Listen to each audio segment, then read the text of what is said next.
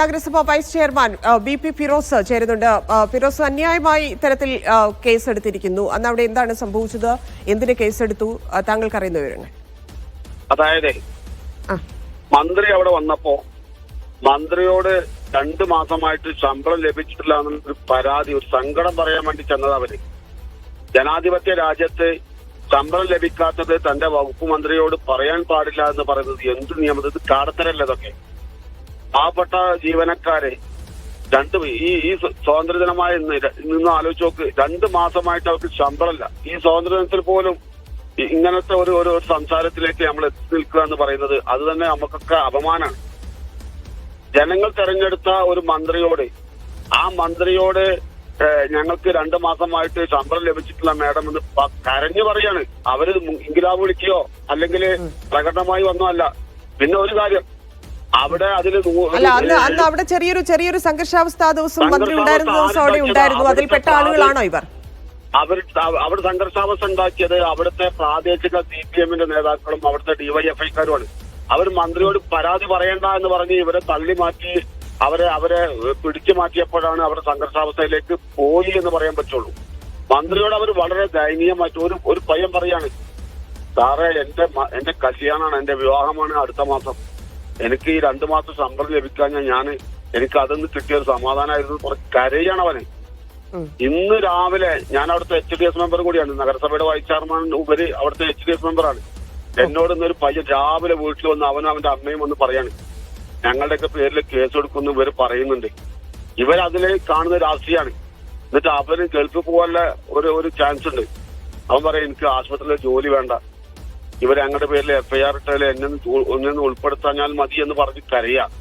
എവിടെ എത്തി ഈ രാജ്യം എന്ന് നമ്മളൊന്ന് ആലോചിച്ച് വെക്കണം.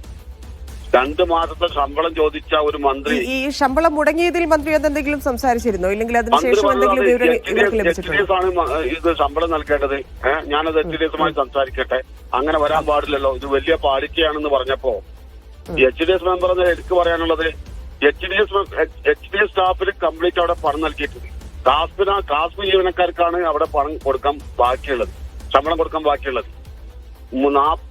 39 കോടി രൂപ കാസ്പിന് സർക്കാർ ഞങ്ങൾക്ക് തരാനാണ്. കാസ്പ് വഴി ഞങ്ങൾക്ക് HDS തരാനാണ്. ഇത് തരാത്തത് കൊണ്ടാണ് ഇതൊക്കെ മുടങ്ങി പോകുന്നത്. ഇത് തരാൻ സർക്കാരിന്റെ ബാധ്യതയല്ലേ? നിങ്ങളൊന്ന് ആലോചിച്ച്, നമ്മളെ കോവിഡ് സമയത്ത് ഈ പാവപ്പെട്ട തൊഴിലാളികൾ മാത്രമുള്ള ജീവനക്കാരാണ് ഏക ആശ്രയം അവിടെ ഉണ്ടായിരുന്നത്. സർക്കാരിലെ ജീവനക്കാര് അവിടുത്തെ ഒട്ടുമിക്ക ആളുകളും ലീവ് എടുത്തും അതുപോലെ തന്നെ പല രീതിയിൽ പോയപ്പോഴും ഇവര് ഒരു ലീവ് പോലും എടുക്കാതെ അന്ന് നിർബന്ധിതമായിട്ട് അവിടെ നിന്ന് വളരെ മാന്യമായി ജോലി ചെയ്ത ജീവനക്കാരാണ് ഈ ജീവനക്കാര്. അവർ നിങ്ങളൊന്ന് ആലോചിച്ചു, 2 മാസം ശമ്പളം എവിടെയെങ്കിലും ഉണ്ടോ രാജ്യത്ത്? ഇപ്പോഴും 2 മാസം ശമ്പളം കൊടുക്കാൻ ബാക്കിയാ. എവിടെ എത്തിയത്? അതുമല്ല, ഈ കേസെടുത്തത് ഞങ്ങൾക്കുള്ള പരാതി. അല്ല, മനസ്സിലായി. ഇവരിനി എങ്ങനെയാണ് നിയമപരമായിട്ട് എങ്ങനെയാണ് മൂവ് ചെയ്യുന്നത്? അവിടെയാണ് നിയമപരമായിട്ട് പോകാനുള്ള കപ്പാസിറ്റി ഒന്നും ഇവർക്കില്ല. ഒരു 1000 രൂപ പേ അടക്കാൻ പറഞ്ഞ പോലും അടക്കാൻ കഴിയാത്തവരാണ് ഈ പാവപ്പെട്ട ജീവനക്കാർ. അതിലുപരി ഇവർ 20 പേരെയാണ് ഇവർ കണ്ടാലറിയുന്ന 20 പേര്. ഇന്നലെയും മിനിയാന്നുമൊക്കെ അവിടെ പ്രിൻസിപ്പാൾ റൂമിലേക്കും അതുപോലെ തന്നെ മറ്റു ജീവനക്കാരുടെ അവിടുത്തെ HOD റൂമിലേക്കും ഒക്കെ വിളിച്ചു വരുത്തി HDS-ന്റെ ഈ ജീവനക്കാരെ ഭീഷണിപ്പെടുത്തി നിങ്ങളുടെ പേരിൽ കേസെടുക്കും എന്ന് പറയാണ്. ഞാൻ INTUC-യുടെ മലപ്പുറം ജില്ലാ പ്രസിഡന്റ് കൂടിയാണ്. CITU-വിന്റെ അവിടുത്തെ ഒട്ടുമിക്ക തൊഴിലാളികളും CIT-ക്കാരാണ്.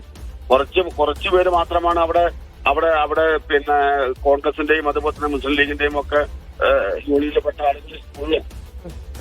അവരെ തെരഞ്ഞുപിടിച്ച് അവരെ മാത്രം ക്രൂശിക്കാനാണ് ഇവരുടെ ലക്ഷ്യമെങ്കിൽ ശക്തമായിട്ട് UDF-ന്റെ നേതൃത്വത്തിൽ തന്നെ ശക്തമായിട്ട് അതിനെതിരെ പ്രതിഷേധിക്കും. ഇതിൽ ഇവിടം കൊണ്ടൊന്നും അവസാനിക്കൂല എന്നുള്ളതാണ് ഞങ്ങൾക്ക് ഇവരോട് പറയാനുള്ളത്. ശരി, നന്ദി BP ഫിറോസ് ഇത്രയും കാര്യങ്ങൾ പങ്കുവച്ചതിന്. ജംഷീർ കൊടിഞ്ഞി വീണ്ടും ചേരുന്നു. ശമ്പളം ലഭിച്ചില്ല എന്ന പരാതി നൽകിയതിനാണ് കേസെടുത്തത്. ജംഷീർ കൊടിഞ്ഞി ചേരുന്നു. ജംഷീർ, നിയമപരമായിട്ട് ഇവർക്ക് ഇനി എന്ത് വഴിയാണുള്ളത് ഈ കേസെടുത്തതുമായി ബന്ധപ്പെട്ട്? അന്ന് പ്രശ്നമുണ്ടാക്കിയിരുന്നു, അവിടെ ഒരു പ്രശ്നമുണ്ടായിരുന്നു. അപ്പം നേരത്തെ നമ്മളോട് പ്രതികരിച്ച നഗരസഭ പ്രതിനിധി പറഞ്ഞതനുസരിച്ചാണെങ്കിൽ CPM ആണ് പ്രശ്നമുണ്ടാക്കിയത് എന്നാണ്. അവർക്കെതിരെ എന്തെങ്കിലും കേസെടുത്തിട്ടുണ്ടോ?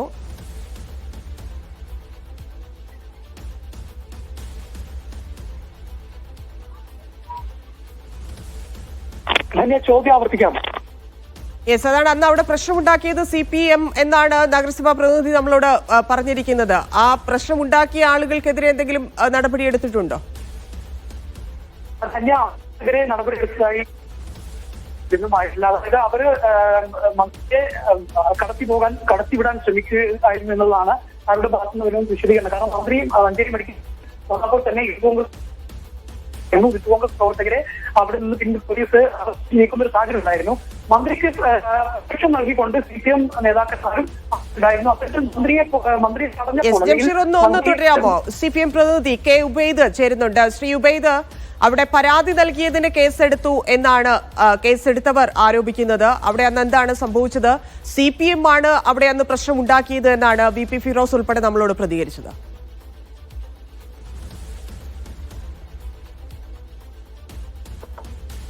ശ്രീ ഉബൈദ്, കേൾക്കാമോ? ഒന്നുകൂടി വ്യക്തമാക്കൂ.